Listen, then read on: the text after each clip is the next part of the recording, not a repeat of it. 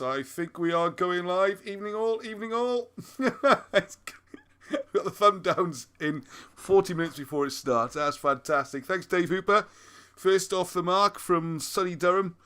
And we got a bit today. We got a Denwydd to start us off, the Druid. So take us away, Arnie B.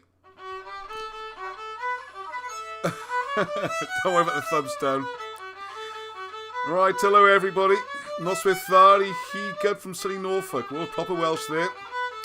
Right, got so much packed in tonight. I'm really going to have to dive in. There's lots been happening. I got some news, bit of emergency news, SOS news. A couple of sites in big danger that we need to do something about. Trying to get me and Arnie into the camera is difficult. I'll have to go this way a bit, I think. See if that works. Hello, Gavin Lloyd and McW. Oh, Hugh Evans, excellent. Lego. That reminds me, I got to mention Louis. Oh, I almost forgot. Good job to saw your name there, Hugh. Thank you. Is that Arnie? Very good. It's the first time I've seen that one. Fair play, man, for all seasons. And he's playing prop this morning in a good hard game. I don't think you had a shower, so if you look closely, you might. I haven't had a chance. Yeah, no chance. You might see some mud on his elbows, or after the show, I'm gonna heaven forbid his knees, or the black eye swelling during the game. You know what front rows are like. But it's been, I tell you, it's been, Alan looks mean and moody in the photo. No. Oh, yeah, he does. That's the one, the black and white photo. Right, so much to wang through. Just to say hello, a few hellos.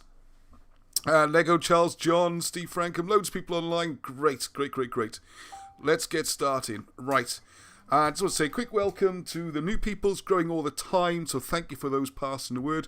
Graham King, happy birthday. Your birthday this week, so there we go. Good to see you on board. Hello, Marcel. I just want to say the last part of the show is not quite as well prepared as I hoped. It's been an incredibly busy day and an incredibly busy week. This morning we had the rugby, and then Leon and Xavi's game as well. And then it was Harvest Festival, and I'm, singing in the church, and that went on all day, and I went a meal afterwards, and just like old times, with lots of people together.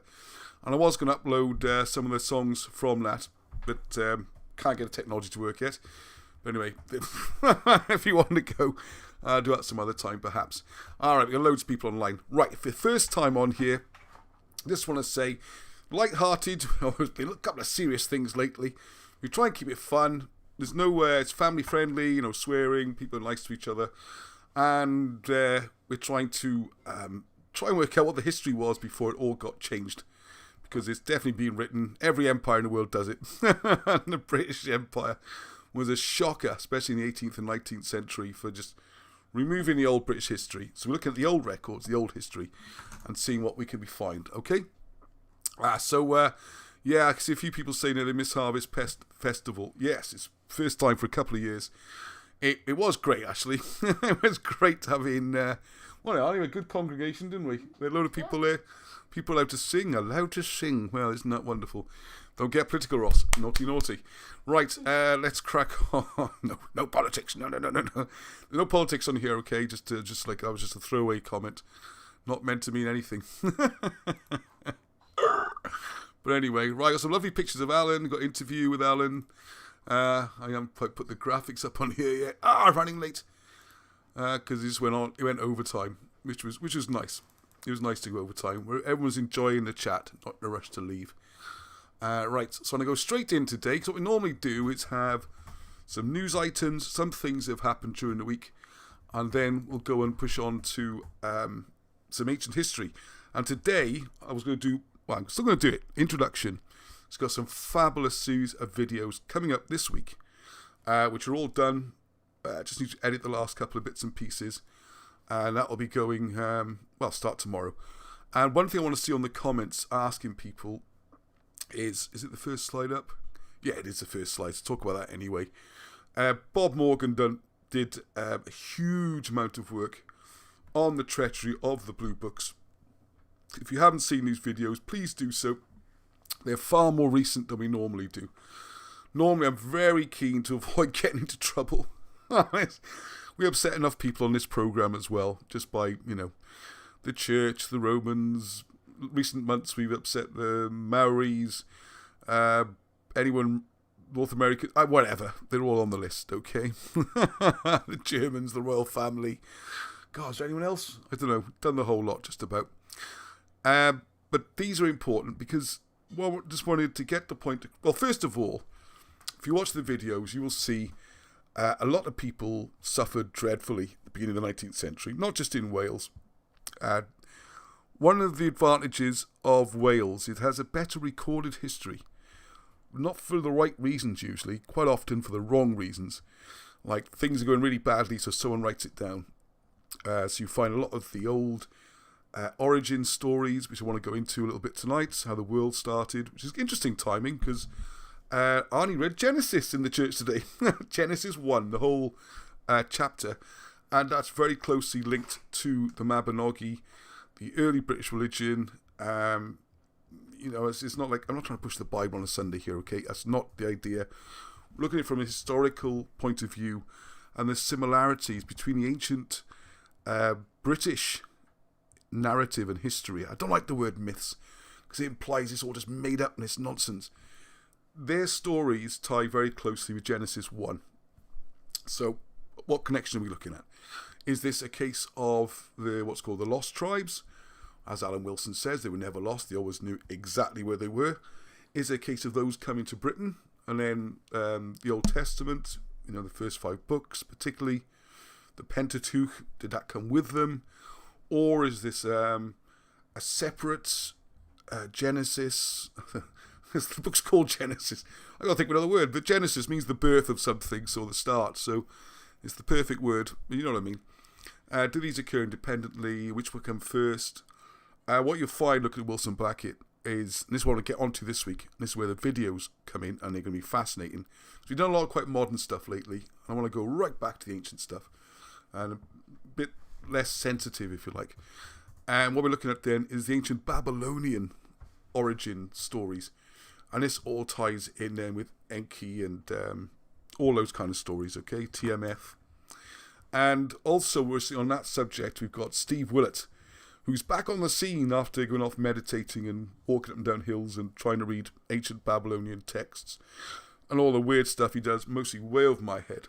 So I'm going to meet with Steve again this week to try if I can get him to sort of bring it down to a level which I can understand and follow and hopefully pass it on, because almost all the work on here is not for me, it's stuff I'm passing on, all right? Mostly Wilson and Blackett, also other writers, Rob Shaw, other research. There's some really clever people in the group, and it's a group activity.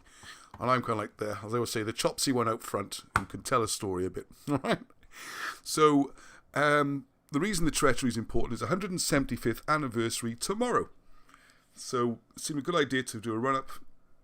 And this is important. And like I was saying about the Welsh history being recorded, because with this one, it's a report. And it was done by a parliamentary commission. So there's very detailed records. They've been published. They went through Parliament. And you can buy a copy and read it for yourself. So a lot of stuff happened, for example, in north of England. People know about the Peterloo massacre and a few other things. Some dreadful situations, some people being locked out and all sorts of nasty stuff. But it's difficult to find specific reports on it. It was just sort of ongoing. Whereas in Wales, things reached a head, which caused, as you'll see in the videos, hopefully people watch them. Everyone who's commented so far has appreciated them. Even Mr. Thumbs Down seemed to miss them. And the point was they used the cover of education. What it really was an assault on the Welsh language. Welsh women, man, the things they say about Welsh women are dreadful. I mean, I don't want to repeat a lot of it. I mean, it's just an example where they accuse them of they have the basic mothering instincts like a lower level animal would. So basically, they can raise an animal like a cow raises a calf, but when it comes to running a household or education or any other knowledge, nothing. It's really damning. And there's pages and pages and pages of it, which Bob has worked through. Done a brilliant job. And we talk about it. Well, he talks, I mostly listen. And then spend hours editing it. All right. So please watch those. It's important, not just for the history and the fact that a load of people got killed and things, but also it shows history and culture being changed and a record of it happening. And it's in writing. And Parliament says they're going to do it and how they're going to do it. So if people think, this is crazy, this idea that the history was all changed in the 18th and 19th century, why would anyone do that? Of course it wasn't changed. This is history. No. Get an old history book before those dates, very different to the ones after. And it's a good example of it happening. And it's also a very tragic tale, and it should not be forgotten. Because I find that it's not really taught in schools. If you don't, well, watch the videos. But it's the Education Commission. The Treachery of the Blue Books is an unofficial Welsh name. Also explain in the videos how the name came about. And it led to dreadful changes. You know, all the Welsh-speaking teachers got sacked, replaced by English speakers, and the children only spoke Welsh. It's a disaster, okay? So I'm not going to go through that again, but please watch the videos, and maybe we'll have a chat. Oh, one thing I did want to say as well is on the comments, could people please say how much they liked or didn't like the idea of running them as premieres? Because what premieres does, it allows a live chat feature, a bit like we do, well, exactly like we do now, in fact. The problem was the videos are quite short. So they're only 12 minutes, roughly. So I'm trying to get the balance right in what people like, because short videos go down well, but there's not much chance for a proper chat. Because you've got another series of videos coming up, although these will be a bit longer. And that's the ones like I was saying about Pult and Saturn, and unpublished work from Wilson and Blackett, which is amazing. It goes from Jonathan Swift all the way back to ancient Babylon. If I get a chance, I'll show a clip at the end. Otherwise, it starts tomorrow. All right. Oh yeah, book distribution and letters. I should put a nice, pretty graphic up here. Book sales been great the last few weeks. It's been just like, phew, and it's really taken off. The problem is only Angie and I have been doing it up until now, and it's become a full-time job. Just getting all the. I like to send letters with the books, and I get to know all the customers, and it's great. All the people who support, it's fantastic, and thank you very much. But I think it's reached the stage where the books, producing the new books, and the videos, and this promoting the work, is starting to suffer because the amount of time it's taking to produce. Just get the books out the door. You know, everyone needs stuffing, the orders need processing, all that kind of thing. So don't stop ordering. But all we got is lovely people, Danielle and Lloyd at Holistic Health, which is not far away from us in Caerphilly. You might have seen them on Richard Hall's Rich Planet programme. I should put some links and stuff up. I'll try and put it in the show notes by the time later viewers are watching this. They do wonderful healing stuff and all that kind of thing, which is not directly related to us, but where they are related is that they distribute stuff all the time, and it's not far from me, 15-20 minutes. They'll have a stock of books, and they can do the sending out and everything, which is great, and they're really reliable. The whole thing's set up. I mean, their business is, 90% distribution, the other 10% being the personal consultations and healing and stuff. So it'll be maybe less letters. I do apologise for that, because I like getting to know people and send letters. But something's got to give somewhere. Apart from the state of our house and garden, which is already long gone, because they never get done, all right? So we had a little bit of a go yesterday. Okay, just a little event. Thank you very much to Johnny Nigma, who I'm sure is on the comments. I can't see the comments. Can you bring a bit nearer so I can see? Thank you very much. Sorry, I should read some of these. Anything to pick up on there? Evening, Julie and Deborah. Good to see you. Evening, Graham. I'm monitoring. I like the short videos. I can squeeze in watching 15 minutes. Yeah, I agree. See, I think in the week, we have this long one every Sunday, and I think in the week, 15 minutes is about the maximum, really. Premieres are a good idea. I suggest making the videos a little longer, though. Otherwise, 10 to 15-minute videos are great for coffee breaks, etc. Thank you for the feedback, Eleanor. I think that's the quandary. The short videos, I don't think a premiere is such a great idea. Maybe for the first one in the series. I think ideally what I'd like to do is make a long introduction video, maybe not that long, half an hour maybe, and then a series of 12-minuters, maybe, or I just introduce it on the Sunday. We'll have a think, all right? I'm open to more ideas on that one. Anyway, Johnny Nigma, regular on our group. He's also Mr. Influential in Brecon. He's the mayor, in fact, so there you go. One of the things he organises is our regular talks in a place they call the Shed. What was it? The Brecken's Men's Shed. So there's an email, breckenmensshed@gmail.com. You can contact Johnny there. He's in the group. And if you look there, I'm going to do a little talk about Britain's Hidden History Group and Cymroglyphics. What date's that going to be on? I can't remember. I think I'm the week, October 16th. Now, that's like today, isn't it? Or yesterday, so it wasn't that one. It's November sometime. Anyway, have a look. I should put the details up near the time. It's in here we go. 6th of November. I haven't forgotten. I'll be there, Johnny. Don't worry. Don't worry. If anyone wants to come along, or anyway, it's just nice to pass on that things are happening. And I'd love to come out and meet people. If you've got an event or an audience or something like that, or a suggestion, you can invite me along. I mean, the payment I'm getting from this one is some breakfast. You know, I'm pretty cheap. Get the word out there, that's all that matters. I'll bring some books with me as well so people can buy books. And try and cover the cost that way. And I'm yours for a good breakfast, okay? Or maybe 2 breakfasts when the boys comes with me to help set everything up. That's my going rate and I'm not budging off it, okay? I'll bacon and egg. So, there you go. So, I'll try and make that event if you can. And thank you, Johnny. Right, okay. This one I come back to in a second. Right, I like to keep it light and bright and funny and humorous on Sunday evening. But we had a few emergencies this week.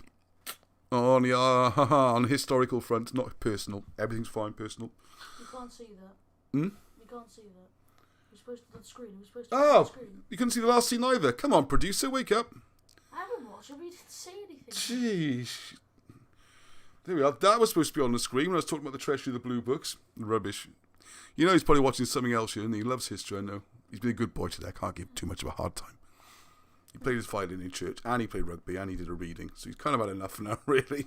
So wants to chill out, watch some garbage, not history. You love Dad's program, don't you, Mark? Yeah, it's good. Yeah, it's good. The thing about the ancient stuff. The ancient stuff. I gets this all the time, every day, so I can't give him a hard time. And there we go, which you probably didn't see. Well, I know you didn't see, because my producer finally woke up. There you are, Ross Broadstock, Britain's Hidden History, blah, blah, blah. 10 a.m. What's an early one? Saturday, 6th of November. Up in Brecon. And there it is, look. It's the Brecon Volunteer... Oh, what's this? Anyway, pause it later and have a look. It's in Brecon, okay? I'm really looking forward to it. I love live. More people, the better. Great. Right. Okay. And we can have a chat and get to know each other and all that kind of thing. And buy a book. Get some things signed. I'll try and bring some bits and pieces. Some pictures of Alan and whatever I can think of, okay?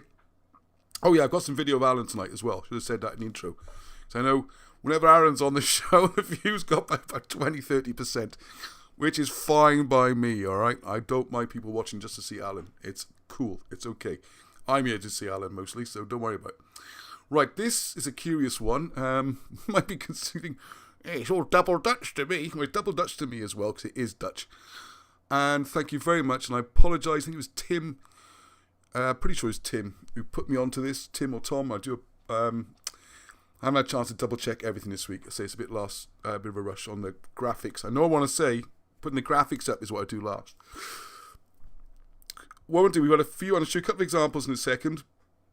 Pantagesig and Caira, 2 very, very, very important sites, both about to be destroyed. Okay, and why does the government do something about it? Well, it's pretty much the government is doing it, not doing something about it. So there we go. I don't like politics and getting in the deep end, but I think sometimes we have to try and do something. And someone sent me this saying, hey, you know, when we're in Holland, what we do in Holland, we get the local people to raise the money, and we do the archaeology ourselves, all right? And I'm going to have to just bear with me a second as I go through good old Facebook. I know people hate Facebook, and I can know it's got a lot of problems. I totally agree. The thing is that for some things, it's really, really useful. Like this Britain's Hidden History group wouldn't have happened without it. So we've got to use it to our advantage, all right? There's so much discussion on there. If you're not on Facebook, just set up a fake account. Call it what you like, all right? I've got so many Taliesin's and Arthurs and whatever, and great, no problem. And I would always say to people, if you think you're not being tracked by not being on Facebook, think again. I'm sure we're all being tracked anyway, but hey, let's not get political. Sorry, all my notifications are coming up there. Thank you, everyone. Messages and all that kind of thing. But anyway, I want to show this. Try and find this page. I'll put the link up. De Molen van Beticum. Okay, see? Fluent French. Dutch. Nederlandy. And what they've done here, and you can see how they're digging in. They've got a Facebook group going. They're showing videos of what we found. And then describing the fence posts and stuff like that. Hang on. Usually when I get a message in the middle, it means I've done something stupid. So I need to just quickly check. Because my producer's half asleep, not really watching. You had a hard day? Oh, I don't know. Right, okay. So what they've done, they've raised their own money to restore this site. Okay? And they got the archaeologists in, they got done all the work, the buildings, all that kind of thing. And that's how they do it. That's how they save their sites and stuff. No, I can't. My phone has gone. Sorry, Peter, if that was urgent. Alright, so you can see they got more pictures here. Here's the dig, how they mark things out, how they found old stuff. Great, right? And they're all enjoying it. It's a community activity. They've got experts, locals, publicising it. And actually, these things don't cost as much as you might think. You might think, look at that, Simon. This is a big operation here. I think they're restoring this windmill, I think it was. But this is just one example. Okay? Now, this whole Britain's history thing, just checking you are on screen. Yes, we're on screen, we can see you, Ross. This whole Britain's hidden history thing was not started with a view to doing anything.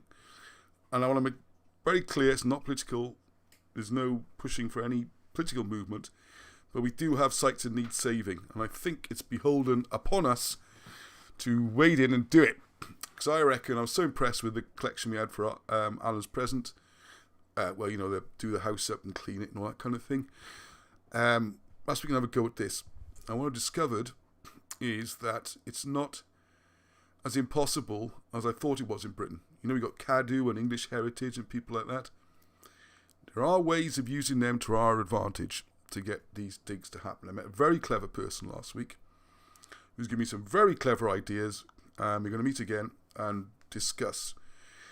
And we're talking, I don't want to list the sites in case something gets sabotaged in the meantime. There's a couple I do need to mention now, which are very important. All right, sorry, I'm going to just, Ivion, Wynne Williams, the link's going to be in the description. Very interesting article. Just going to have a read of it, okay? I haven't got time now because we're going to run out of time tonight and I can't afford to. Oh, I got these other things on here. What I was going to do is talk about the other things and come back. So bear with me while I whiz through a couple of cheeky... Look at that. I got to come back to these. I love that picture. Oh, my favourite Alan picture from recent times. Oh my goodness, I'm giving everything away. Right. So you had a little sneak preview what's coming, okay? But this, I need to show you. This is Pantagesig, which we did recently. Matthew has done a brilliant job up there, okay? Matthew Ross Frankham has just done... he walks up there a lot. Made a video, if you look back. Hang on a second. I did start putting this stuff together. I'm just going to, hang on, see my private messages coming up. Stop messaging me, everyone. It's going to pop up on screen during this. Right. I'll let Matthew tell a little bit about it. It's only a few seconds long, this.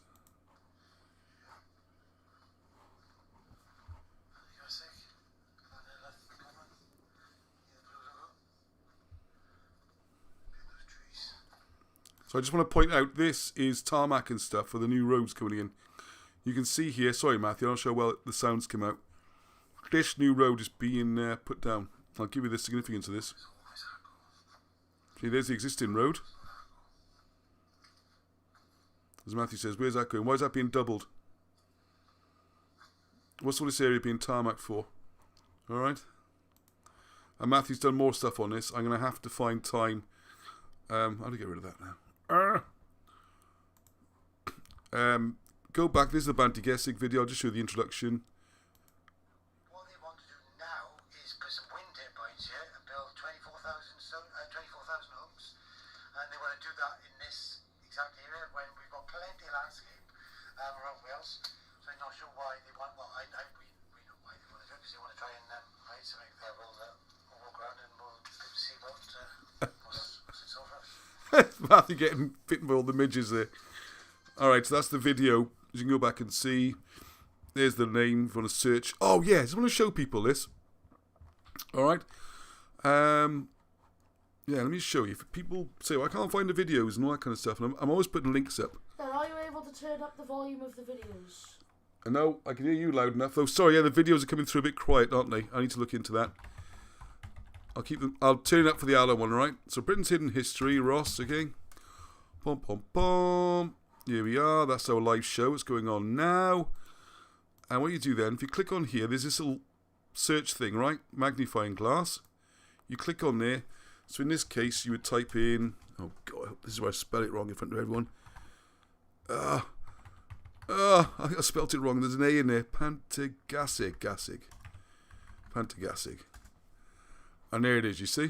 All right? And then you'll get suggested videos, okay? So if you want to go through the channel, there's must be almost 300 videos, I think, now. And if it's a particular subject, have a look. You never know. Like, if you typed in bead, there's one on bead. There's another one on bead. I don't know why beads come up when I type in Pantagasig. No idea. Anyway, have a look, all right? And you'll find loads of things in there. Because another one that's important, which I'm going to show in a second, Kyra. If I could spell Kyra. And you'll see there where I go up there with Lego, okay? You know, 1,400 views. Go watch some. Sorry, is that louder? Just to say, this was completely and utterly covered by evergreen trees until about 10, 12 years ago. And you could Hang on, I'm just going to fiddle with the sound. 1 sec. Hang on, is there any way I can improve that? Yes. I can go to desktop audio. No, it's on maximum. I wasn't quite on maximum. Alright, I'll try again. I'm not great at technology, but hang on a second. Whoop. just to say, this was completely and utterly covered by evergreen trees until about 10, 12 years ago. And you couldn't see any of this. You wouldn't have any view at all. You'd just be walking through channels, dark channels of trees. And now all this is revealed. Alright, can you hear that okay? Get some comments, is that okay?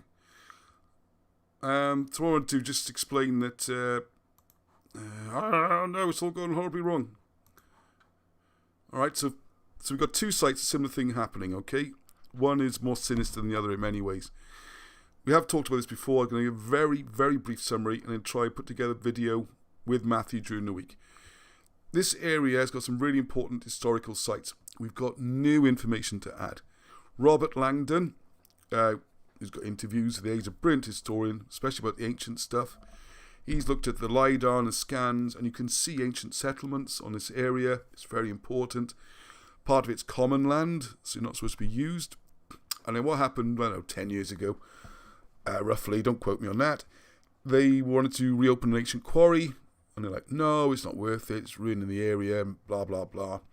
So what they've done is and also there's no access roads. This was the big thing. This is the big thing, because Bob Morgan's looked into this as well. No access roads. So planning permission denied, local opposition, etc. So what they've done rather sneakily is come back and say, oh, well, because the whole world needs windmills now, we're all going to go and save the planet by building wind turbines everywhere. So to put the wind turbines in, you need roads. So they put the roads in for the wind turbines. And they, we can now have our quarry because we got roads. Isn't that a bit of luck? And also there's planning for 24,000 houses. So this whole area is going to get absolutely destroyed. And it's a lot. And what these, as you know from watching previous videos, these suspicious looking conifer trees seem to be planted over ancient stones, which could be in circles and stuff. And what Matthew has been observing, he's up there a lot, is they seem to be taking stuff up there to move the stones. You couldn't make this stuff up. I mean, look at another video, Disappearing Walls at Garndyffaith. We got megalithic walls, right? Megalithic Mania, great channel, Hugh Newman, it's brilliant. Go on there if you like the ancient stuff, fantastic. I know, 100,000 subscribers. And they go all around the world looking for these huge walls with great big stones. And there was a whole load of them in a place called Garndyffaith. And it seems to mark out an ancient city, even a pyramid. And it's been literally in front of our eyes, being torn down. I mean, it's just like... And they put in featherboard up. And this is being taken down. And the other one is being taken down then. Oh, there it was there. That's what the front page looks like. This is happening now to Kyra, which is Lego. Robert, I call him Lego. He's like an elf. He jumps around like Legolas. And as soon as you come to a cave underground, you don't like it. So it's like Lego. Right, so not because he falls apart. It's short for Legolas. Right, this is what they're planning for Kyra. Which in many ways is a good thing, right? No one's saying we don't need tourism. And no one's saying something like this wouldn't be great fun, yeah? With I know the forest zone, which is going to have zip wires and people flying through the air, and the Alpine zone. People skiing. I don't know how that's going to work. So that the weather's not like that. That very mild in Wales. So weather trail zone. This looks like it's going to have frightening vehicles digging the place up. Extreme zone, motorbikes. So a lot of noise and all that. That's life if you want to have tourism. Fair enough. The problem is, this seems to be taking place right on the ancient hill fort. It's almost like they're aiming for him, you know? Now, this has got, you think, well, anyone can make that easy mistake. There's a bit of history here, though. I think it's probably about 4 or 5 years ago.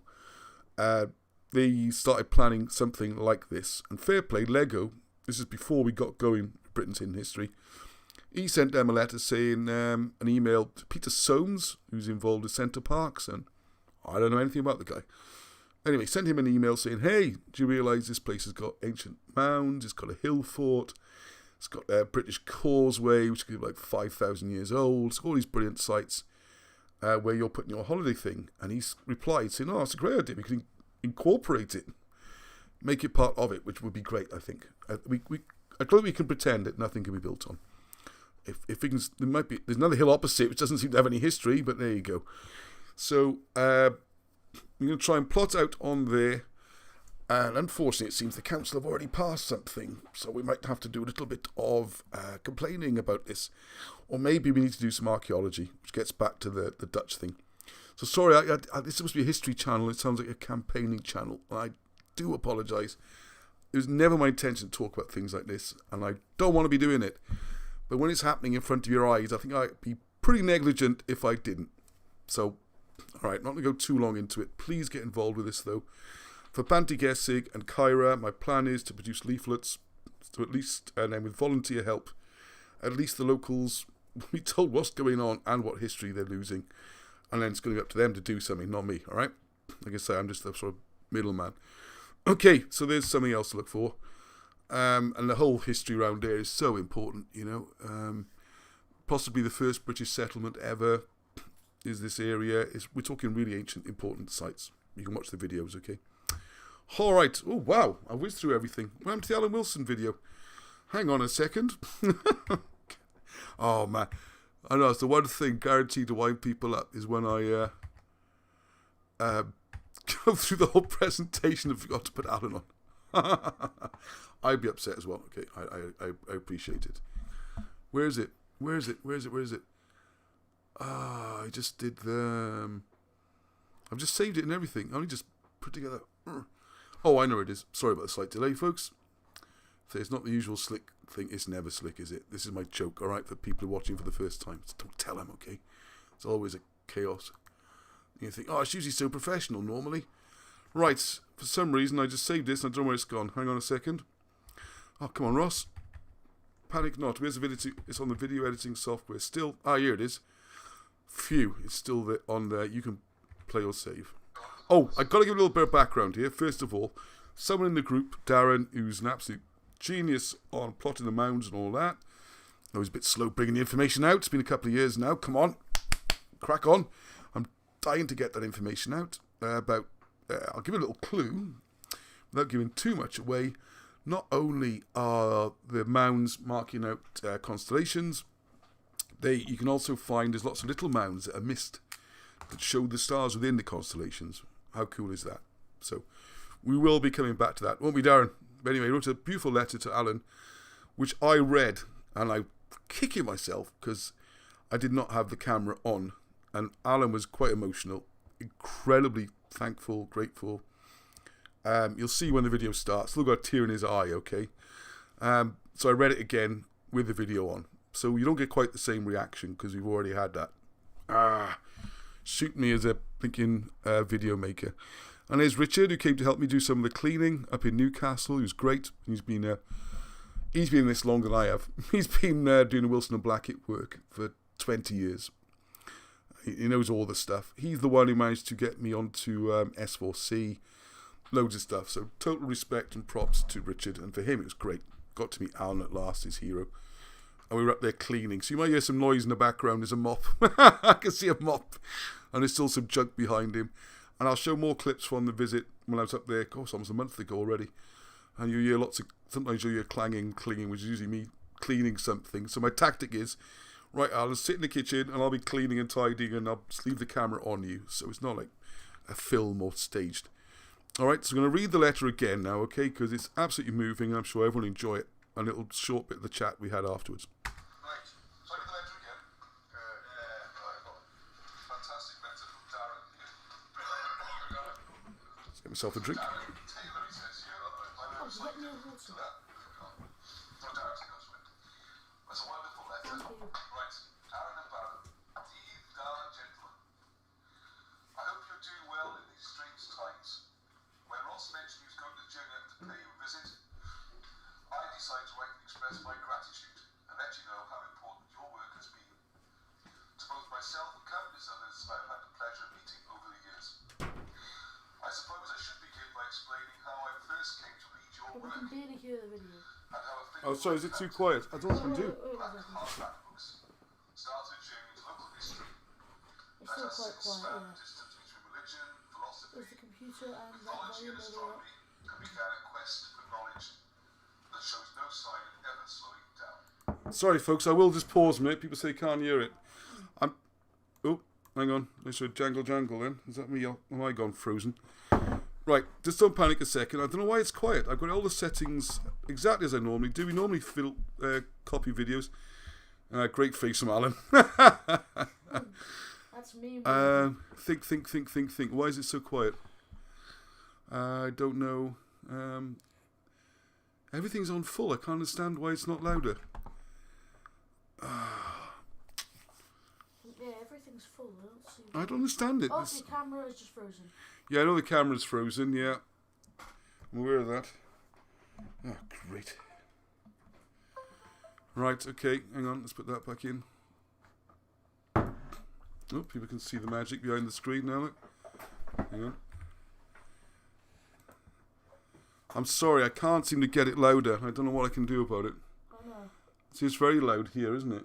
Yeah, your voice is loud enough. Yeah, I don't understand. What if I could put my voice by the computer speakers? I'm going to have to try your best. It's 5-6 minutes, so... I don't know, I'll have to give it... Yeah,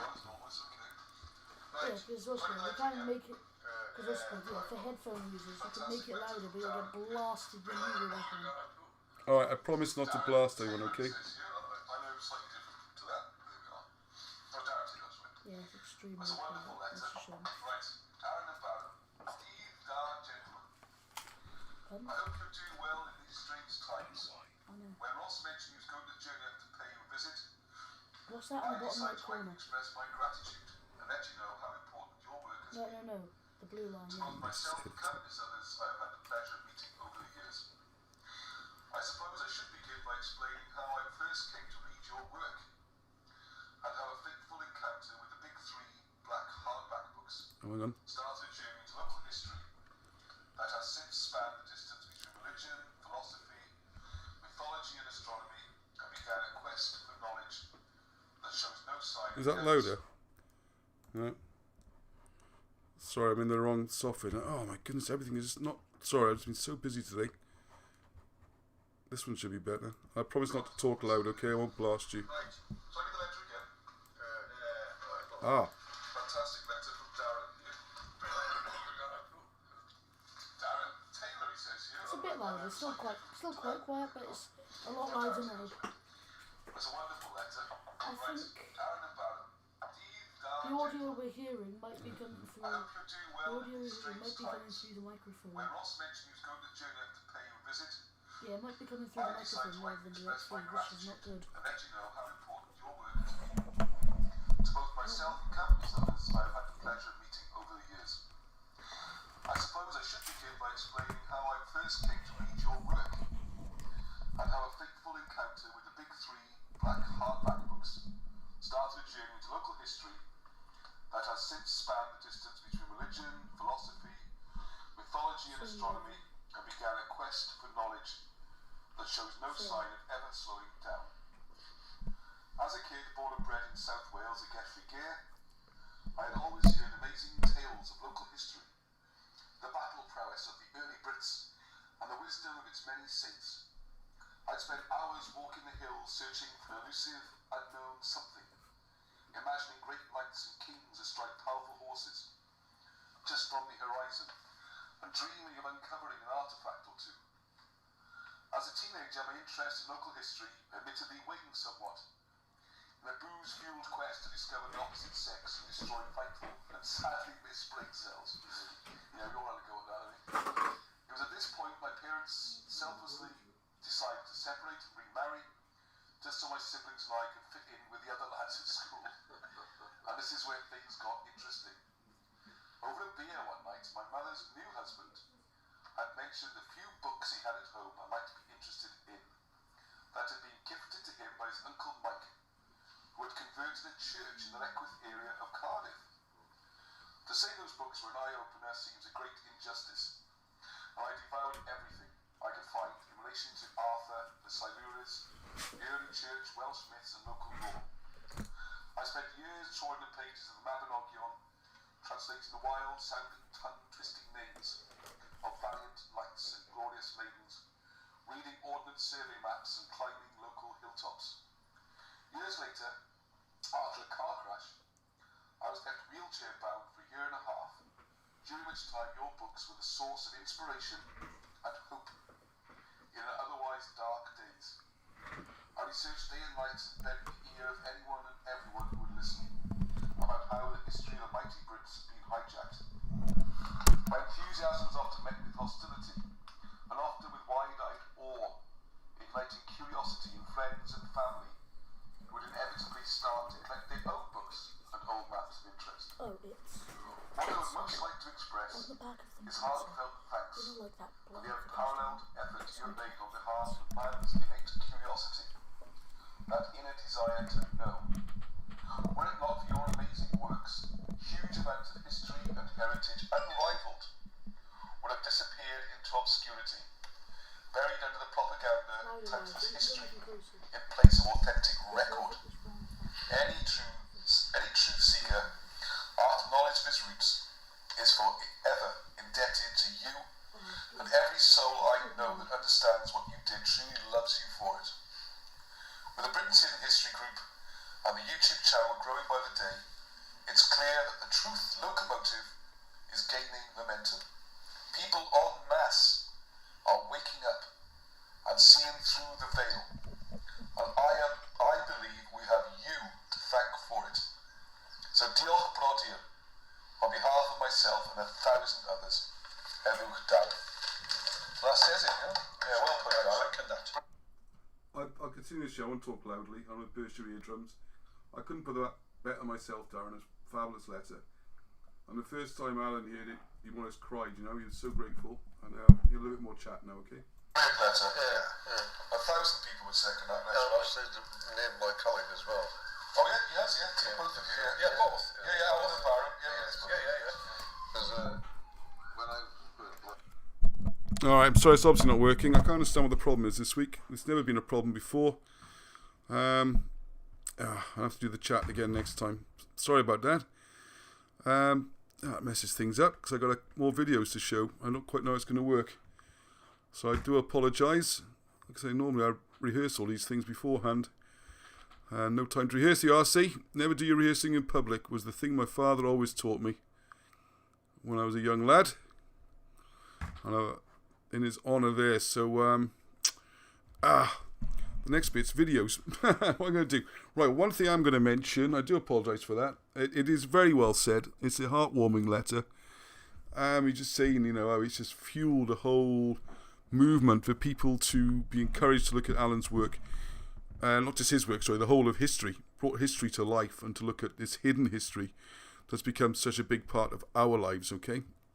So, the chat I had with Alan, I watched again earlier, is more of a general conversation about things. So I'm going to put the clips together to make a video about Alan's talking. All right. So sorry about that. It's unfortunate, and I don't know why. I don't know how to fix it if I don't know what's wrong.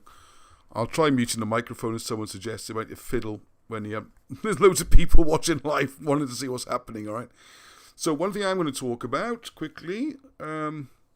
I go into the Mabinogi and this, which is kind of related. What time is it? 10 to 9. It's running perfect a schedule for the first time ever. Right. is, hope you can see that nice and clearly. Hugh Newman has been back up to North Wales and on his way. He dropped off some books. Thank you very much, Hugh. Hugh Newman's Megalithomania. Hugh Evans, closely related, has written this fantastic book, which is showing how the original zodiac, going through the star signs, as it were, only it's a little bit more to it than that, because that's the modern sort of Latin or Greek version that we have. If you go back to the original Ptolemaic zodiac, this is where it comes from Gwynedd. And you can show, there's maps and drawings in here showing exactly how all those stars map out completely. You can go to the places on the ground and see the different star signs. The place names on the ground match the names of pubs and rivers. It's just remarkable. And I spent quite a bit of time... sorry, I'm flicking it that way, so I want to flick it. So you can see, I've read the book. I did a little bit of help with the drafting. So So what I do, constellation by constellation, you'll see it all marked out on the ground. Place you can go, in one of the most stunning places on Earth. And I'll put some more videos up. You see us up, not actually Snowdonia, funny enough, but Cedar Idris and the places around there, the fields we stayed. It's awesome. Like one place which I made shots and video, I still haven't put together, is Cam Lan. And Cam Lan, for example, the shape of the mountains is sort of this shape, like this. Got the valley here, and the two ridges, and this forms Taurus, and that's the bull. And then the next one along, and they're all in the right places. They all match the zodiac map, and it's the rivers, everything. And what Hugh's put all this together, years of work, is that the only the natural conclusion is the landscape was there, and they worked out a constellation that matches it. Because when you look at the stars, there's hundreds of ways you could interpret the stars. So this way has been done to fit in with this, okay? So anyway, what else should I get to? I'm going to put some more videos up about this. I have an interview with Hugh, and he dropped off some books for me to sell, so they will be available from our website this week. And as I was saying, it's been the last couple of weeks we probably send them out from home stuff. It's quite sad in a way. I mean, sending out the books with notes and everything is part of the good fun, but I need to concentrate on, like you see, this week, not putting a video together very well and not make any progress with the books. That kind of thing is important. Right, by the way, a little update on the books is they've got loads more notes from Alan and Baron, as you know. And what we're doing with those, people have been very helpful in volunteering to do some typing. Right, I'm going to do some of the other articles. Oh, and that's why I went so quick. I jumped through them all, didn't I? Just not with it today. Sorry about that. So thanks to volunteers with the typing. What we're doing is we're getting the bundles of notes, scan them in. Some are actually handwritten. They're really tough. The typewritten, they don't convert into Word. I know loads of people send me suggestions saying, use this converter, use that translate. I don't know why. You get a photograph. You don't get text that you can edit and move around and stuff. Okay? So that's just the way it is. Right, okay, so I was talking about Ivian's article. Go and have a look at that. Right, I'm just going to read this out. Sorry, it's a bit long. Hey Ross, just responding to your YouTube comment about Arthun. Now this is a controversial area because talking about Arthur the First, who Alan Wilson and Blackett point out in their books is sometimes spelled Arthun with an N, sometimes Anun, two N's, sometimes Arthur. All the same character, okay? Medieval scribes make little mistakes, an R becomes an N by extending it, and vice versa. And he weren't as anal as about spelling as some historians trying to prove that we're wrong, and this is all nonsense. Because when you ask, what's wrong with Wilson and Blackett's research, one of the favourites is always to say, they misrepresented evidence. And you go, what did they do? They said it said Arthun, but it said Arnthun. Like, really? 12 books? 50, 60 years of research is the best you got? They've written Arthun instead of Arnthun? I mean, honestly, that's the... Yeah, right. Because that's what I want to get on to about, you see in the blue books, again, it's the same tactic. The information and facts that came back from the blue book showed actually Welsh people were quite well educated, they were law-abiding, all these good things, and they had to attacked them anyway, so they went for the character, and you know, made out the women were terrible and, you know, awful stuff. It's like, as you say, with Dick Penderyn, he's a famous Welsh martyr. He didn't do the stabbing, but someone had to hang and he'll do. It's that kind of logic. Iolo Morgannwg had the same problem. His work stands up to scrutiny, so they just say, he's a liar and a fraud and a drug addict and la. Wilson and Blackett, amazing research, amazing saving British history, so they say some horrible things about them, about, you know, they're just so horrible, they want to repeat them, really, and I can tell you now they're not true anyway.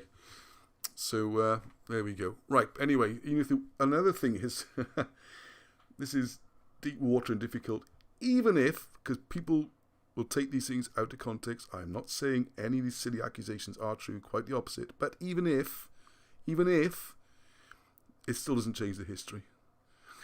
You know, Wagner was accused of being a Nazi, but his music is still good. You know what I mean? It doesn't mean the music wasn't good because he was a Nazi. Anyway, let's not get into that too much. Right, okay. Yeah, funny enough, we were getting into a bit of World War II. Right, which I also want to avoid. Right, anyway, here we go. So, hey Ross, just responding to your YouTube comment about Arthun in France. I've attached a quick screen grab of where Arthun is in France, and how close it is to Lyon, a bit further from what I remember, but still fairly close. Near Arthun is a place called Trellin, which was interesting because Tre, or Tref in Cymraeg, means town. So I wonder if it has a Cymric root. So someone looks at Linz, because I know Trelli would be place of the courts. I'm not sure what Trellins would mean. It could be Llyn, or Lynn, I think it's to do with lakes or something like that. So perhaps some Welsh speakers will go in the comments. I have a lot of other stuff I need to share, like the possible landing place of the Saxons. I'm going to show pictures of these places in a second, okay?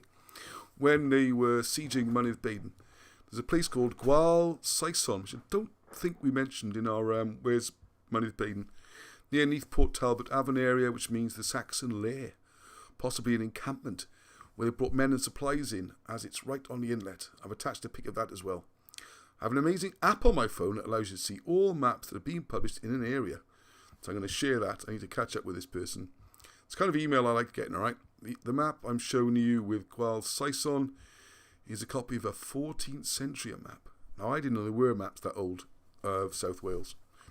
So I'd like to share this with everyone, because if everyone had eyes on this app, looking at all these maps, who knows what we might uncover. A lot is a short answer, and I was sent by Anthony Mitchell. So here's one. I'm not sure how clear it is on the screen where you're looking. But I'll take, this says here, you can see this place of the Saesons here. Oh, hang on a second, that's interesting. Oh, that's the other map. Oh, that's right. No, yeah, there's Baglan. So this is sort of my Steg area where we think the landing was. And there's a place there showing the Saxon lair. So I'm going to get all the details of the app. Now you can download it, look at the maps. Pretty cool. And this one interested me. There's a place, Arthun, in France. And this area is important because when we're looking at Arthur, we're talking about King Arthur I, his invasion into France went down through, and it's supposed to fought a large battle near Soissons, Soissons, I think it's a double S, siege Paris, and moved on past north of Italy and eventually ending up in Greece, which is why he's called Arthur of Greece. So there is a place called Arthun. This is what Alan Wilson says his name should be spelt, amongst other variations. So it's another place to explore, and if people knows, if there's anyone in France near that place, please get in touch with some details. Near Lyon. Look at this, there's that picture I used on the front. While going through the old records they give me and everything, I just had to share this. It's just fantastic, isn't it? He just looks like he's about to give someone a left hook. There's a pen in his hand. It also looks like a cigarette, doesn't it? I don't think he's ever smoked, so it must be a pen, I think. And there's Baron with the books. I just love that picture. There's just so much. It's not just. They're the kind of portraits I like. You know. Please remember this when you take pictures of friends and family. You all just stand there, smile, because they're great, right? But this has got a bit more to it, hasn't it? And here's Alan when I went to visit him last time. Or maybe 2 times ago actually, before we done the proper clean-up. This one amused me because there is a Blackett Street in Newcastle. So I made Baron stand there. As you can see, he doesn't really like cameras. But there you go, that's an up-to-date picture. That's what Baron looks like as of 2021, okay? Just to give you an idea. Mr. Blackett himself. And there's a lovely picture, Alan looking happy, signing the Where Jesus is Buried books. I was very pleased about. No, you still see still a mess in the hall there. Oh, shouldn't show that really. There you go. And that's when we had those beers. Generally, he's great. Honestly, if you could see more people and more events, next June, going to organise a great big birthday party for his 90th. It's going to be in Newcastle. I'm going to get a venue. And if you want to see him, that's going to be your chance, all right? Oh, yeah. Now, this was another bit of news. Also, put it safe. This is very important, okay? Does anyone recognise this black dagger? Which, I'm not going to give the full story, but anyway, it's safe, all right? But the cleaners found it in the house, as it were. This is if you read, I'll give you a few seconds, if you want to pause or think about it. If you look in the Where Jesus is Buried, you'll find out more about this dagger. This is the Ascardi Dagger. It could be. It hasn't been tested yet. I don't know. It's very difficult to test the age of metal. Very, very difficult. But the idea is, with Jesus being one of the Essene, the people there, sort of military wing, if you like, we call the Ascari, and they're famous for using these iron daggers, which they would, I don't know what they do with them exactly, but this seems the right style. And I put the picture up there. I've got this one and another picture. And when you got chance, you might want to return to this part of the video and have a closer look. This picture's a bit overexposed, and this one's a little bit, well, that's probably about right, actually. That's about the right colour. And what you need to look at, and what I wish I'd done now, is get a pen and pencil and shade it on the back, because what Alan mentioned to me, which he hasn't mentioned before, is that this, he's never had a chance to study it, but he thinks this patterning might not be random. And this might actually give, I don't know, drawing, a message. Is that a face? I don't know. I don't want to suggest anything, actually. I'd rather people went in with blank piece of paper. I don't have any ideas. Alan doesn't have any ideas. This is not a case of, can you find what we find? It's a case of, hey, if you fancy having a look, you know, have a look at that. What's it called again? I always get the name wrong. Anyway, seeing things in clouds and things you want to see because you want to see them. Paranoia, something. Doesn't matter. Alright, so there's good old Matthew Ross. It's the video. We got to look at that. Pantigesig. There's the development thing. There's Kyra. Now we get to Mabinogi. Alright, because I want to say more than anything is the video's going up this week about Pur. So, now, what I was going to do... Arnie, where's my Mabinogi book? Mabinogion. Yeah, the one by Sinead Evans. It was here. It's a disaster today.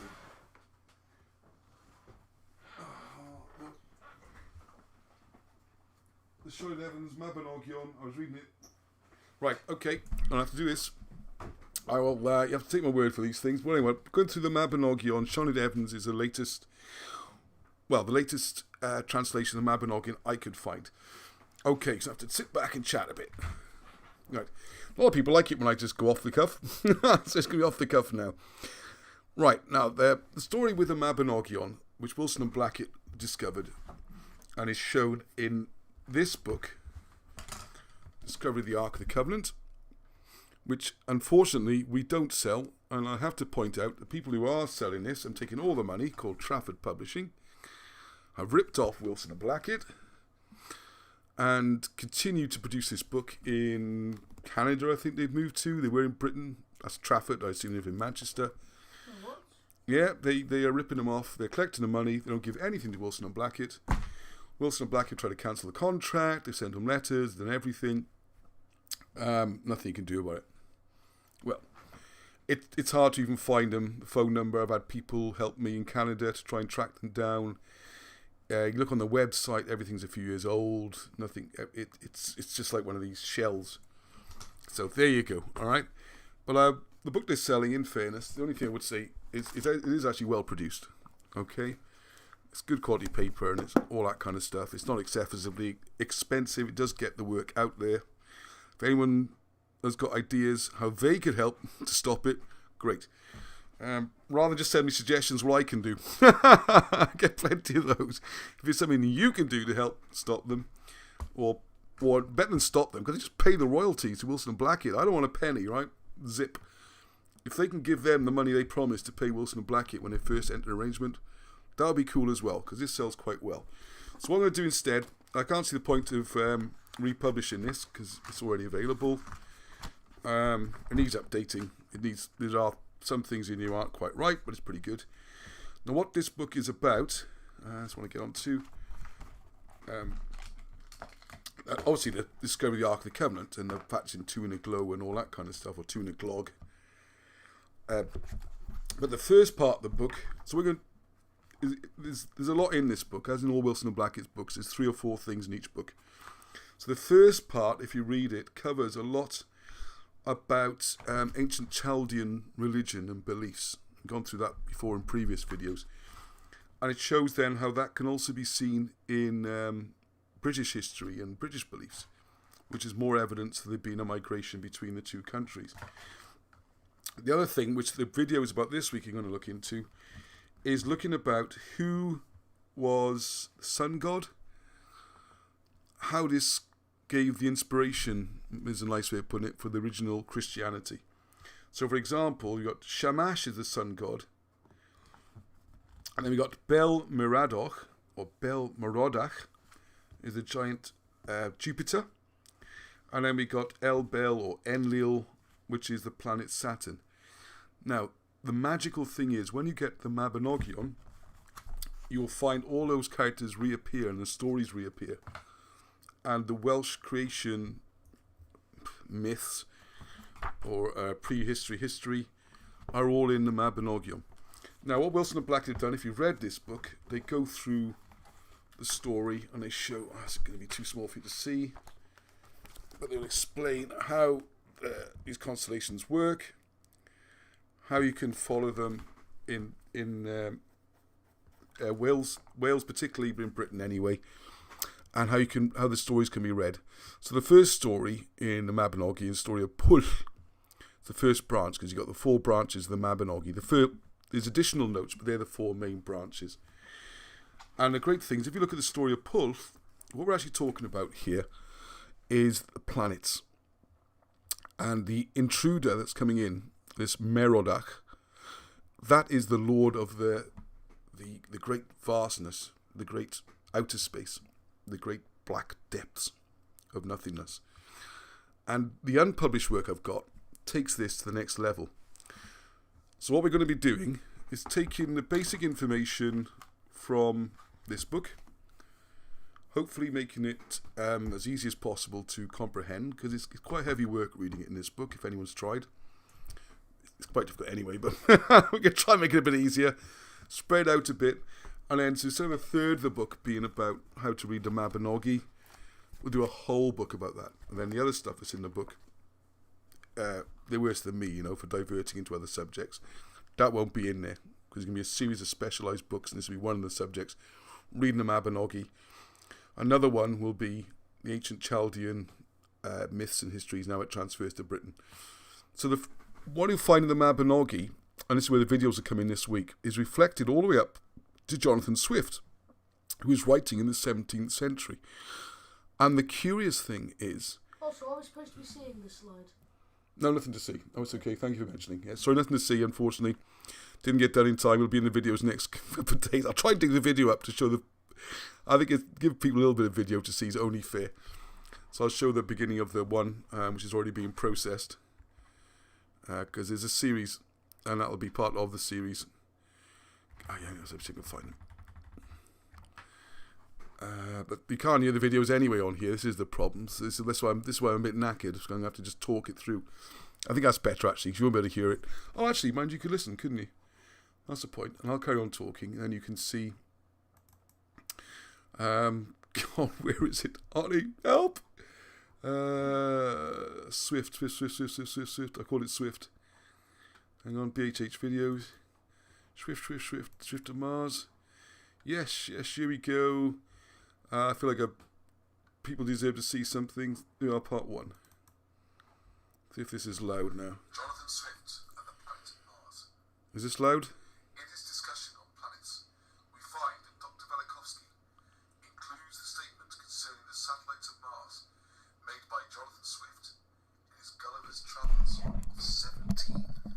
26. The mystery is that Swift accurately identified Mars as having 2 small satellites, although no known telescope or other instrument existed at that time which would have enabled Swift to see these satellites. Alright. I'm getting notes on this so people can't hear it. So what I'm going to do is turn the volume off completely. And you'll have something prettier to look at than just my mug while I talk a bit, okay? Just to show you, these videos are going to be a little bit different in style to the usual ones. There's been loads of graphics and funky stuff. It's really very cool and very, very important. So where you can find the Mabinogi, I think people have missed it when they read The Discovery of the Ark, because the way Wilson and Black have written, they try to squeeze it in as part of a bigger book, and it needs its own book. A bit like Cameroglyphics needed a bigger book. So I'm only going to be using their writing and stretching that out. And what we'll find then, that all this kind of stuff was known about by the people, ancient Britons, who put the Mabinogi together, which is just remarkable. Like knowing about the stars around Saturn. And the big story that shines through all this, and why Velikovsky is mentioned in this video, is the biggest myth, if you like, or is it lie, cruel, or misunderstanding, or misrepresentation, as Gulliver, is this idea that we live in a clockwork universe where the planets have just gone round and round and round for millions and millions and millions of years. When Velikovsky came along, he said, for example, that Venus is only 6,000 to 8,000 years old. Not millions, 6,000 to 8,000. And a lot of these planets have entered into our solar system far more recently. And the problem is, if we're on the Earth, and you've got planet Mars, for example, which is called the War Giver, you know, in all the various mythologies, that's coming in on an irregular orbit.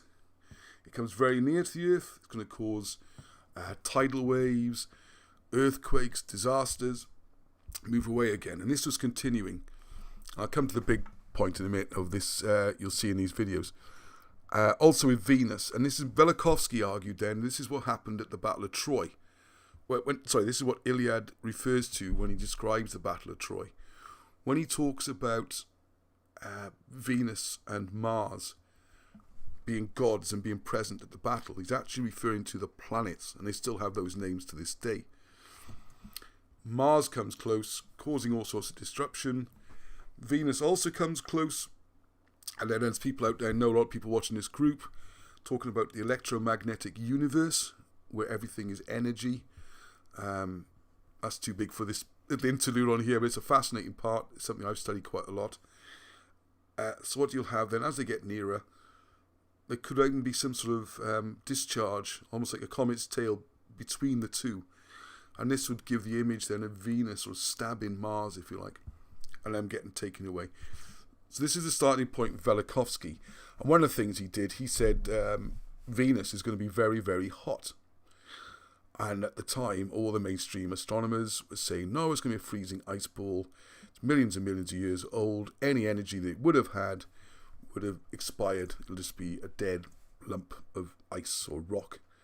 So, of course, when they finally did get ships to go there and do tests, they found it was extremely hot. So, did they name it after Velikovsky? No, they didn't. Of course, they didn't, because they said that Velikovsky just said it would be hot. He didn't say how hot. He didn't give the exact temperature. So, he got pushed out. So, as you can see on the graphics here, this idea of Venus and Mars is just one part of it, okay? What's just as important is these comets that were going through the sky and these planets are very, very important and could tie in with what we're doing now. One of the planets, one of the things which Alan Wilson's looked into, which is way beyond where anyone else has gone and where he's gone before, is his idea, and he was writing this back in the 80s and 90s, in case someone says they saw something more recently, is you've not only got Jupiter's acting as a protector, but also you've got the situation where instead of the sun necessarily being a lone star, it could even be part of two stars. It could be a binary system. Or there's a giant planet on a very slow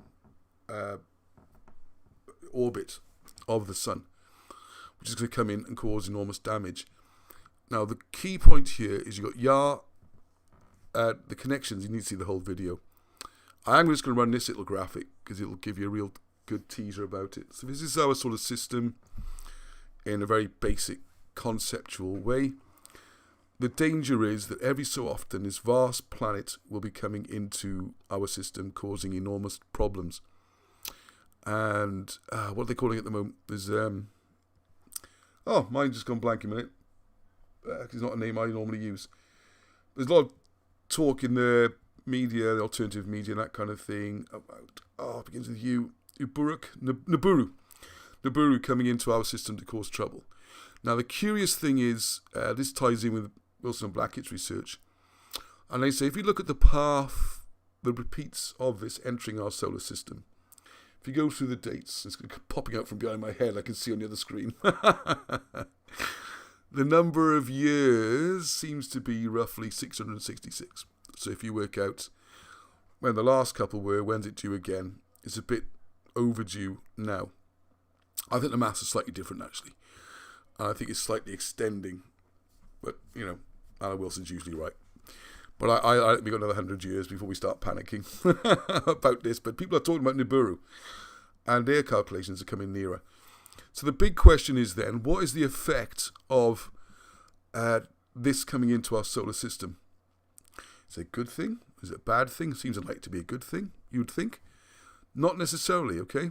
This is the weird thing about it. And this is, I'm doing a bit of plot spoiling here, but there's loads more in this series of videos. It's massive. And how it all ties in with the Babylonians and the Welsh histories. I'm just giving a clip of it. The point is, when this planet came in, I'll just say one more thing, just to give advantage, is when some of these planets have come in the past, the model is that they've smashed, whether it's been Jupiter as the key, because it's the great, enormous planet, and it's got this gravitational pull, or whatever the pull is, to pull things in. All these other planets are smashed into each other, and then they end up with smashed to smithereens, and this is what's known as the Asteroid Belt. Because there's no good explanation for the Asteroid Belt. I listened to a program the other morning on good old Radio 4, and they were talking about planets forming, and they still got this. I don't know. If someone came up with it now, you'd think they'd be mad. That all these bits are going to float around in space, and they're going to gradually stick together. Then they're going to become incredibly hot and melt. Then the melted bit's going to form a crust, and that's how you get planets. It's just bonkers. It's just think about it. It just does not make any sense. It would not work like that. It just could not work like that. So we've got a much simpler model for it. Now, where I want to take things further, if you get a chance, go to Andrew Johnson's interview with Richard Hall on Rich Planet, where he talks there about how planets are birthed and how they're hollow and how they expand. Again, I've talked about this before. It's a huge thing. And I hope we should do more of this in the next few weeks, because the channel has been a lot more about modern history lately, and it's getting quite controversial. Not that this isn't, but it's a little less near the bone, isn't it? So what you have then is this curious situation. This is what I'm going to finish on tonight. All right, hang on. I'm going to pause it there. Right, because you got Enoivin, which is the abyss, and then you got Moradek. I always get the wrong way around. Marodok as the lord of this. Here's Hagvan. So in the Mabinogi, when you got Hagvan coming in, Hagvan is the one who's going to cause serious disruption to the solar system. Arthur, the most famous historical character, this confuses people as well, but Arthur being such an important historical character and his court of knights and everything, they are used as an analogy to explain this. This is the key. Now, a lot of people have stumbled on this astronomical side of Arthur and say, well, therefore, there was no historical King Arthur because it represents some sort of star thing. Well, if you're going to make an analogy, wouldn't it better to use someone famous? What's the point of me making up, explain the star system with King, I don't know, Ruffle, I just invented? You don't know who he is. It doesn't make any sense. And I've got to explain, he's got a court, and he's got these knights, and blah, blah, blah. It doesn't make any sense. You use a famous historical character to create your analogy. Right, so what we have here, the court with the sun at the centre represents King Arthur and the planets. Pwyll, who's the main character you find in the first part of the Mabinogion, he actually goes into the second as well, I believe. I've been reading it, Mabinogi, a lot. I'm trying to get it all in my head. There's a lot to take in. The point is Saturn. So Saturn is very important. So what we have here, you can't see it on screen, is Hagvan is coming into the universe and it's threatening to destroy everything. Pulch chases it off. And if you read the Mabinogi, I'll give you a couple of insights. You have the situation where this maiden or this princess or queen is coming along and they're trying to catch her to go, because this guy wants to talk to her, right? God, who's that? Pulch wants to talk to her. But no matter how fast they go, they can't catch up. And this seems to be a visual analogy or simile of the idea that a meteor or something looks extremely slow in the sky. It looks like it's hardly moving. But in reality, it's moving incredibly quickly across vast distances. So just going up with a horse, riding after it's not going to work. So in the end, Pulch himself has to go and intercept. And then the whole Mabinogion stories tie in with this and who all these people are, how they move around the solar system. This is what it's all about. That's what the Mabinogi is all about. And that's what's so fascinating. And what I wanted to show tonight then was the introduction of the new authoritative work on the Mabinogi. Shonard, I'm pretty sure it's Evans, his surname. It's a wonderful piece of work. But the whole thing is just so frustrating. It's treated as a piece of literature. And mystery and the tools and, you know, in one place Arthur's represented in this way, in another place like this he's ridiculed, and that the mainstream just has no idea, not even a clue that this is in the Mabinogi. So we're doing a little series this week just to get some of the points across, and I am going to do a slight plot spoil because it's so important. It ties in with the whole idea of who we are worshipping when you look at this god Saturn, or is it Jupiter? And have they got mixed up by the likes of Swift and even Velikovsky seems to have got it the wrong way around. And this is where, you know, Alan Wilson's genius. So what we have the situation here, is to cut the chase a bit, is that if I go back slightly,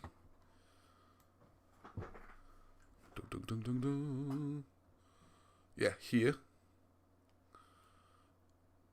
Oh, come on, Rossi B. Here we go. Just let that run for another second. The connections, this is where Swift comes in as well. The Yahoos, no one seems to make that connection before Alan Wilson, to Yahweh and Yah. Merodach in the Welsh is Jupiter. And that ties in because Jupiter seems to be the planet that saved the Earth from destruction. And what you'll find in this series then is all represented by Lucifer and Gabriel, and how these angels come down from their orbits and then go back to their orbits, you know, fallen angels, and how some return. And the difference is the massive twist to this, which is why I think they've just been so clever, is that, oh, I want this little graphic. Come on, this graphic here. Oh, come back. This graphic, stop. Oh, that's superimposed. What amazing timing that was. There we go. The question is, I will leave it there tonight because that's frustrating. I can't get the videos to be heard because I want to hear more of. I'll get it fixed by next week so you can hear more of Alan talking about some interesting stuff and philosophy and that kind of thing. And also, obviously, the videos we're running during the week for you to see. Okay. If you were the Jewish people, this intruder into the solar system, causing enormous disruption and destruction. The connection Alan Wilson's making ties in with the Exodus.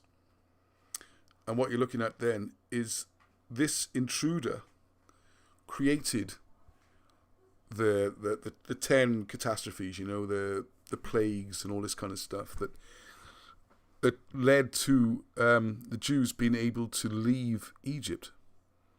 So from their perspective, this intruding planet is the savior. All right? This is where it's so clever. This is the savior. And then one of the angels falls from heaven, comes down, and intercepts and pushes it away and puts himself there.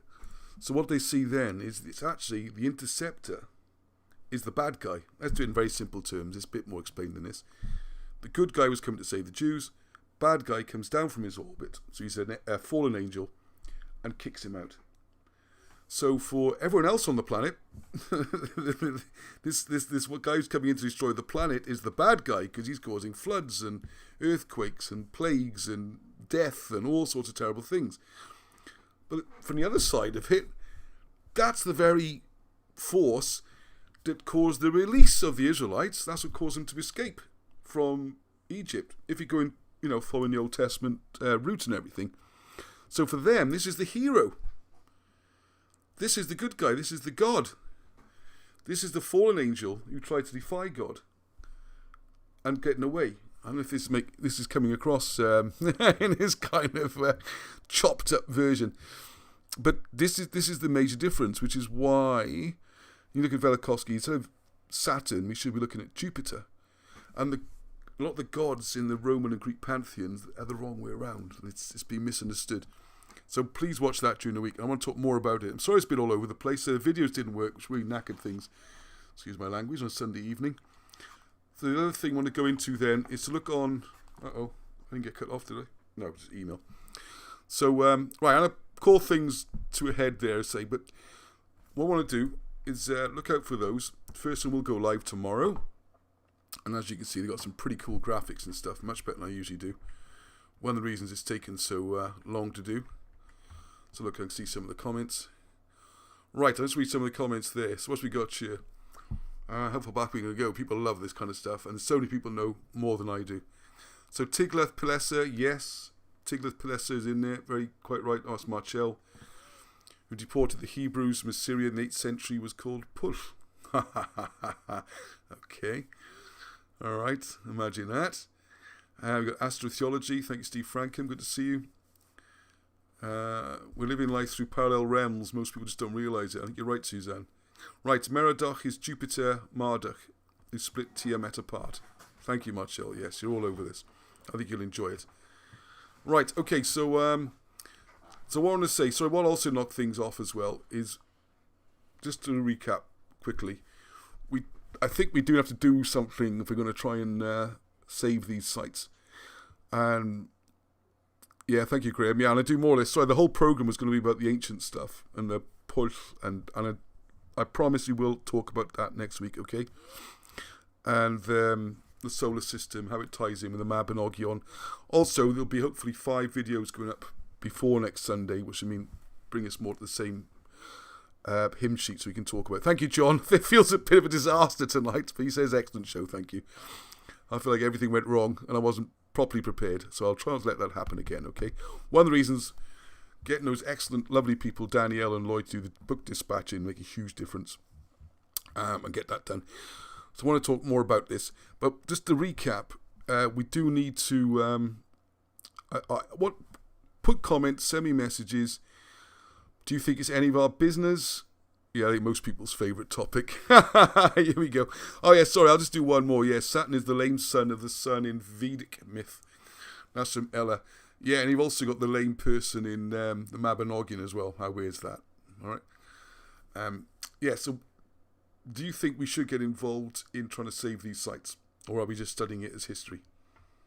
It's not... I don't think it's a Sam Dunk issue that we have to do something.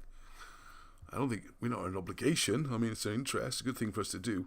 I am going to help Matthew on a personal level because he's a decent bloke. And he lives in Pantygesig, and that area is going to be absolutely destroyed. Whereas by windmills, roads, the quarry, all three, it's going to be an absolute disaster for a beautiful little spot. Same with Kyra, absolutely crucial hill fort. So then we should try and do something. But, what do we do? How far do we take it?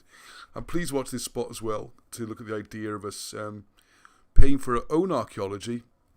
And I'd like people to suggest, I've got an idea which place we could do first.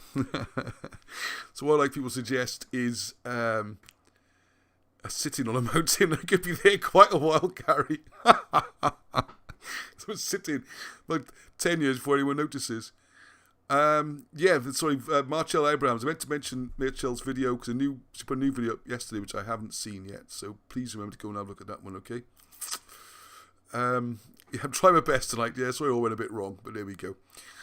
We did get to some of the ancient stuff just off looking at it. yeah, so please, I'd like to know, do people think we should get involved? My initial plans are we do leaflets to raise awareness, local people.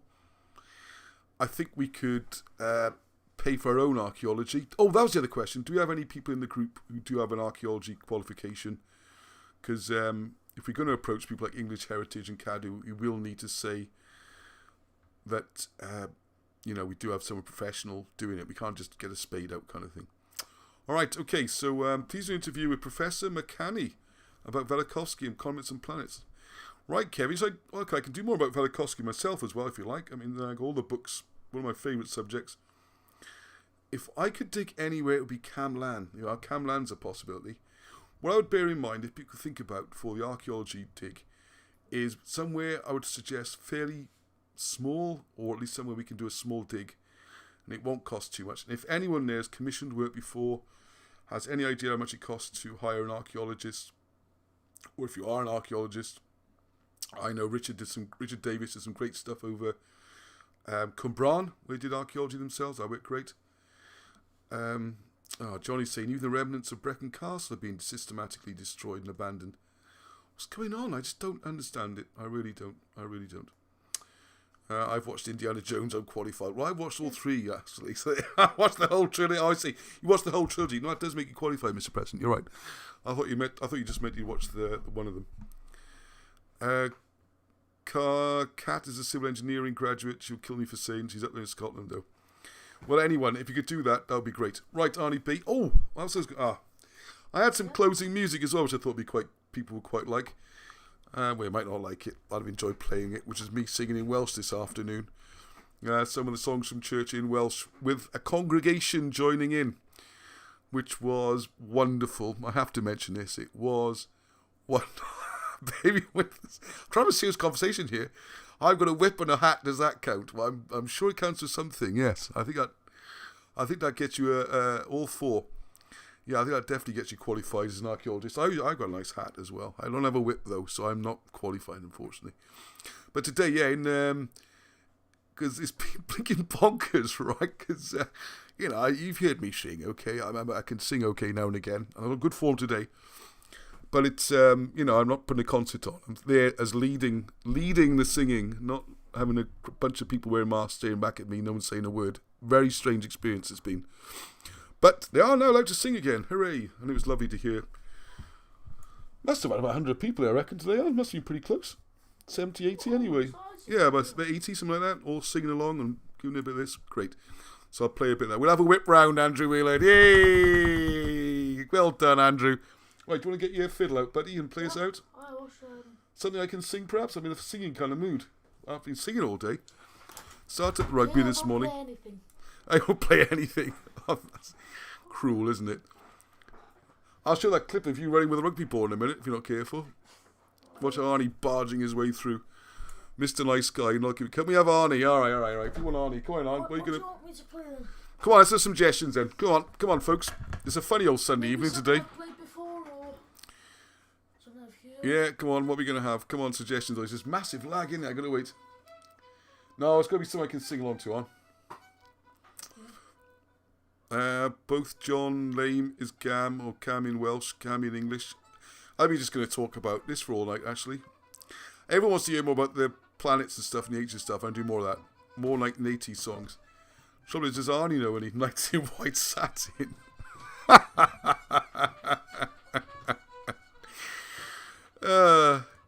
You could be John Rhys Davis, Ross. Hang on, that's Gimli, isn't it? Right, okay, Arnie, just play, what can we have? Sealarine. Tell you what, you can't just sight read out the book, that's not fair to put you on the spot, is it? Sight read what? Anything out of here. I'll pick one, see if one I know. Go for one of the earlier ones, because they're slightly easier and I won't need to have played them before. Alright, okay. We got Lazy Robin, okay. Robin Ddiog, Bull Llanberis. There you are, Llanberis Pass, one for the gogs. This is very nice difficult. Winging it, alright, so you're going to do it straight off there. Yeah, more Babylon. Mabinogi, just sight read it, so there you go.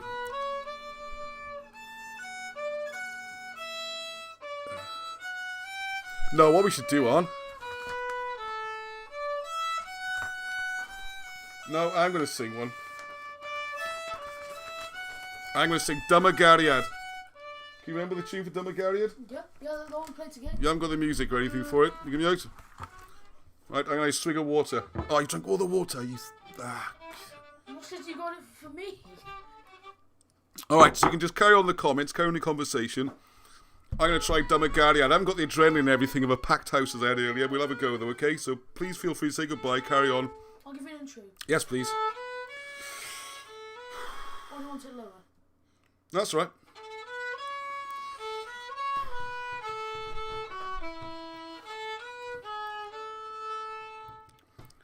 Dumagariad fel y moroedd, dos yr eithau fel y llŷ. Drws ag bywyd pyr yn marw, marw brin i'n bywyd ni. Boi a beidio cofio amdano, ddal beidio thraif I glod. Dumagariad nad yn hangoff, tra bo nefoedd wen yn bod.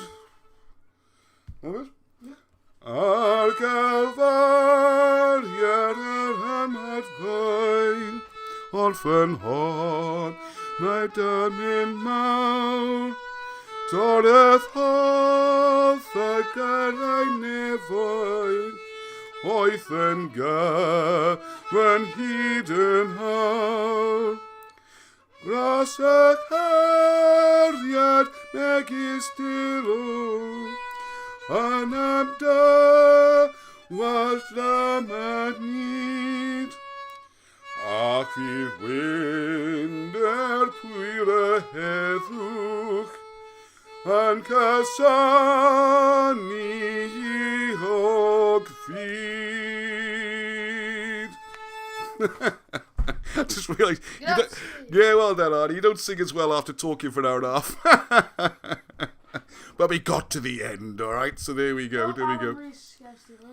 Alan Reese going right, well, Dumagariad, yes. Plough the fields and scatter, for harvest sent in. Yeah, that's what we should do, isn't it? Do you know the tune now? I know the first bit. Oh yeah. Was the second just like for us is singing? Only one? Come on, Johnny, I can empty your room. Right, we are winding down. See people start to leave now. I'm good at that. Do you know the tune for it? Yeah. We plough the fields and scatter the good seed on the land, but they are fed and watered by God's almighty hand. He brings the sun in summer. I can't remember the rest of the words, unfortunately. Right, I'm going to have to go. Way past your bedtime. We've got school tomorrow. It's turning into a sing-song. My God almighty hand. We think the light refreshing rain. I don't know how the rest of it goes. Is thou the God, you snore that. That's terrible. Oh, you're frozen as well. And I'm frozen. Okay, cut the feet. Cut. All right, no star, Bob. I think we just run into the ground eventually. Oh, Goodbye. it's terrible. Stop. They say stop. There we go. Stop. We've stopped. 4. All right, no star all. Heddwch. You can pull that out.